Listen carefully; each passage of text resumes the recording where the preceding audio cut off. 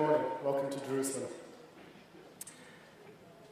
I welcome this opportunity to talk about storytelling. I think it's a much neglected facet of entrepreneurship, and I would put it to you that actually storytelling is the #1 job of every entrepreneur. And that means that if you buy into that thesis, which I'll try and validate in a minute, the #1 job of every investor is to be an art critic, to be able to identify what stories are compelling, to be able to detect nuances. And while stories can be an immediate form of communication, something that can be receptive, it can be compelling, sometimes as investors we're tempted to be dismissive of it and to think it sends a false signal. He tells a nice story, but is there real substance behind it? But storytelling isn't a false signal. It's actually, I think, one of the most highly predictive facets of whether a company will or will not become a unicorn. Because as influenced as you might be by storytelling, so are potential employees, and so are potential customers, and so are potential partners. And therefore, the art of storytelling, I think, is highly, highly predictive of exactly what will happen to a company over its lifespan. And it is literally ingrained in our DNA, isn't it? Storytelling dates back to times immemorial. It's the way in which we share and compel and invite people to a community or to an activity. So clearly very, very important. Given that we are here in Jerusalem, I'd like to kick off with a peculiarly Jerusalem-centric kind of perspective, and then I'll take it from there. So I like to think about left brain, right brain, as we think about some of these issues. And I put it here as Athens and Jerusalem. So about 2,500 years ago, give or take a couple of decades, you had Isaiah coexisting with Socrates, and just contrasting the one and the other, I think, is pretty compelling or pretty telling when it comes to the topic before us. You think about the prophets of yore, and you think about visionary people who think in associative terms, people who tell a compelling story. And you think about the left brain and Socrates and Aristotle and Plato and the Athens crew who coexisted pretty much. And you think about something much more methodical, rational, much more ordered. If you like, the philosophers took MBAs and did engineering degrees, and the prophets took a BA in theatre studies or in English literature. And entrepreneurs, I think, altogether as a class, if I generalize, are much too inclined to the left brain. You need that. I'm not dismissive of that, but it's entirely insufficient. And yes, entrepreneurs come along and they tell you a story which is based in Excel rather than in PowerPoint, which is based on an MBA or an engineering degree rather than the theatrics of the liberal arts. But ultimately, unicorns are figments of our imagination. And the art of storytelling is the #1 predictor, the most compelling way to get from where they are today to where they want to get to ultimately.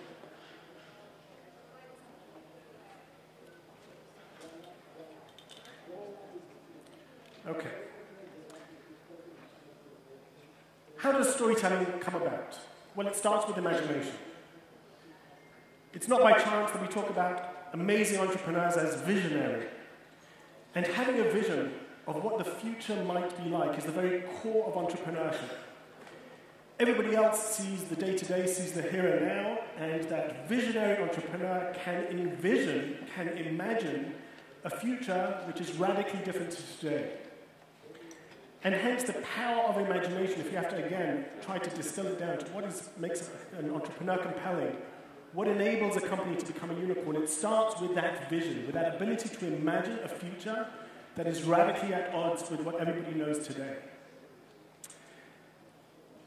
And then comes in the storytelling part. It's one thing to envision, to imagine Hogwarts, but then you have to be able to tell it in a story for the rest of us, for the great unwashed who haven't got that vision, who don't have that imagination. And the art of storytelling is so critical because it takes that imaginary future and it distills it down into a communicable form that is textured, credible, so that when you're finished interacting with a story, you believe that you went to Hogwarts, or at least somebody did. And you can imagine it as being real and compelling and tangible, and that is what you need in order to make an investment, in order to change a career path, in order to become a partner, in order to regulate an industry, etc., etc. So distilling, it starts with imagination, with a vision, and then it comes down to, am I able to distill it, to bring it down to a story that is forceful? Now, stories have to be coherent, they have to be detailed, they have to be believable, even if they're fanciful. The detail in a J.K. Rowling story fill in the gaps to the point that it becomes easy to believe, it becomes credible to us.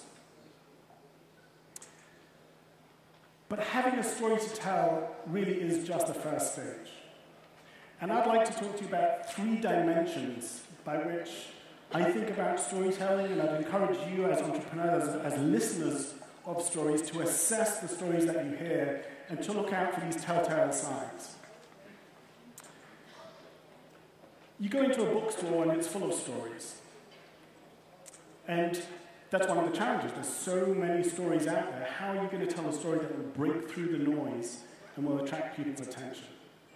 And what books have done is they've got 3 facets. They've got the side, they've got the front, they've got the back. And you have to be able to tell a story at different levels of depth. And stories that have a single level of depth will fail. The back of the book, the side, the book cover has to be able to get me to a point that I pull it off the shelf and I look at the front. The front has a bit more space and you can tell me a little bit more about the story. And the design will tell something, and the font will tell something, and the small print will tell something. So the job of the side of the book is to get me to look at the front. And the job of the front is to make me look at the back, to draw me in. Good stories do that. They start with something very, very simple, and they draw you in, they have the depth. And once I've looked at the back and I'm compelled, then I buy the book and I read the whole story itself, right? An example of a company that does this spectacularly well is Apple. So the shot on iPhone campaign is incredibly grabbing, engaging, and you can drive past a poster and see it for a second or 2, and you get the gist of the story. This is a phone with an incredible camera. Okay. So it's drawn me in, that's kind of got me engaged. But Apple does something different, and I think good entrepreneurs also do this. They hold events where they don't hold your attention for 60 seconds or 6 seconds, but for an entire hour or multiple hours, and they'll deep dive into a story. And here's the story about the camera. Because imagine how cheated we would feel if we saw the shot on iPhone campaign, and then we read that the Apple phone camera, the iPhone camera, is a generic component that all Android devices have as well. The campaign would fall flat, would feel cheated, it was a one-dimensional story, and it really was nothing there. It was not compelling, it was not credible, it would actually backfire. Which is why at their events they stand on a stage and they talk in highly technical and detailed and deep stories about AI and how the image processing and the lenses, and Johnny Ive comes on stage and in his British accent explains about how they managed to fit it into something with a watch it and a this and a that, and it's all pretty amazing. Now, 97% of Apple users never went to those events, didn't watch them on YouTube, don't know about it. But the few percent, the 5%, the 10% who do, are the influencers. They are highly impactful. They will write the press stories. And those of us who just go into a store and just see the phone, even if we haven't heard the presentation, it has this halo effect that we know there's a deep story there. Steve Jobs likes to talk about how great software companies make their own hardware. And he explains about their business model, about the depth, about why they're different, about why the whole way of their design-centric thinking and everything else that they do manifests in this beautiful device at the end of the day. And that 90% of the iceberg of the story that's submerged, that's invisible at first, is critically important to support the 10% at the end where you go into an Apple store, you look at this device and you say, wow, that's beautiful, I want it. And whether you're conscious of it or not, it's that story, that deep story that supports that feeling that you have. So my first message is, stories have to have depth. It's all too easy to be on the surface profound, but deep down superficial.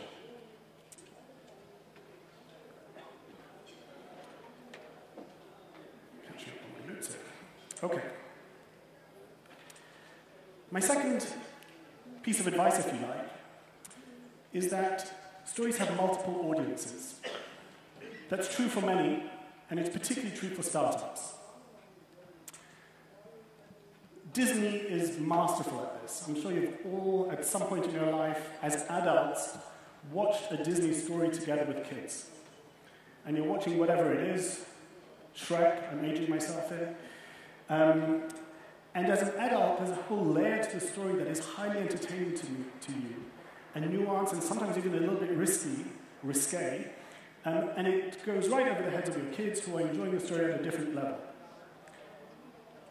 And I think entrepreneurs telling a story about companies have to have that multidimensionality to them as well. That iceberg can't be just deep, it has to be textured, and it has to be three-dimensional. And you have all different audiences. You're speaking to an investor, there's a certain way that you tell the story. You're speaking to a customer, you're saying something quite different. To a regulator, something different again. To an employee, something different again. How do those 4 or 5 different versions of your story cohere? If an investor is looking over my shoulders, I'm talking to an employee, is there a dissonance? Or do they feel that this is compelling, they're just seeing a different perspective of the same textured, deep, multidimensional story? So you never want to have a story, different stories. You have to be highly transparent, and you want the different levels of your story to reinforce each other, to add depth and texture, and never to contradict or to undermine the story, but they have to have it, because you have many different audiences.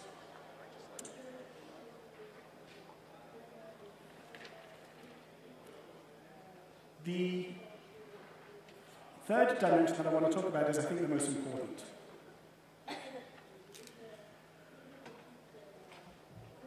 There's been a fair amount of research into the basic building blocks of stories. And over the last 100 years or so, anthropologists, sociologists, and others have really distilled storytelling down, and it turns out there's only like 4 or 5 stories in the world. And you've all seen that movie before? Because there really is a template to compelling stories which repeats time and time and time again. So I started off with the biblical prophets, let me revert back to them. Moses is a young prince living in Egypt. He goes about his daily life is good. He has some nagging feeling in the back of his mind that something isn't quite right, but basically life is fine. And then, and I'm quoting here from Morpheus in the Matrix, Morpheus says to Neo, Neo knows that something is wrong with this world. You've known it your whole life, you don't know what it is, it's like a splinter in your mind driving you mad. And that is the crux of compelling storytelling.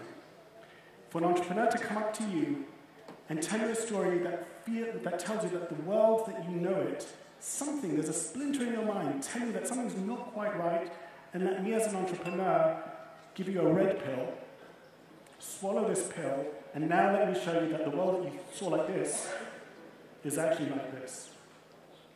The story of Moses has been termed the Monomyth because it's the story of Buddha. It's a story of Jesus. It's the story of Jane Eyre. It's the story of Star Wars, and yes, it's the story of the Matrix. There are certain elements that are common to all of those. An ordinary person going about their life with only the deepest nagging sensation that something might be imperfect. A mentor comes along, calls them to change the world, they're reluctant, but this mentor somehow shows them through some kind of magical thing or other that the world isn't as they knew it to be. He or she connects with something deep inside them that had a sensation that something wasn't quite right, and then they transform their perspective and they go off on their journey. It's called the hero's story. And in entrepreneurship, the entrepreneur is not the hero. The role of the entrepreneur in storytelling is to be Morpheus. Whoever they're telling the story to, that is Neo. So if I'm the entrepreneur and you're the investor, what I'm telling you about is the world as you see it is not quite right. I see it differently. Let me invite you to see the world through a different perspective. Take the red pill. And once you do, your perspective is changed, and I call upon you to join me and help me in changing the world. And a compelling narrative like that, delivered by the entrepreneur who really sees it that way, who has the ability to explain that if it's beyond meat, all of your life you've known that something about the way we raise cattle is not quite right. Let me give you that red pill, let me explain to you why it's really pretty disgusting. And having done that, let me call upon you to come and join me on a journey, etc., etc. In our case, you know that something in insurance is wrong. For 1,000 years, people have hated insurance companies. Let me tell you what it is. Insurance companies make money by denying your claims. That's their business model. At its core, if you claim $1,000 and I don't pay you, I'm 1,000 richer, you're 1,000 poorer, there's no way to create a lovable brand on top of that kind of fundamental conflict of interest at the core of insurance. Lemonade does away with that. We take a flat fee whenever against you, we're in line with you, we give underwriting profits to non-profits, and that alignment of interest and social impact allows us to pay claims in 3 seconds. And suddenly, I did a short version of that, but like, wow, I knew something was wrong about insurance. Wow, that's interesting. That's what it is. How cool. And these guys have thought about it, and then you've won over your audience. I like this quote: if you want to build a ship, don't drop the men to gather wood, divide the work, and give orders. Instead, teach them to yearn for the vast and endless sea. And that at its core is the difference between the MBA and engineering degree and fabulous storytelling that ultimately can lead to unicorns. Thank you.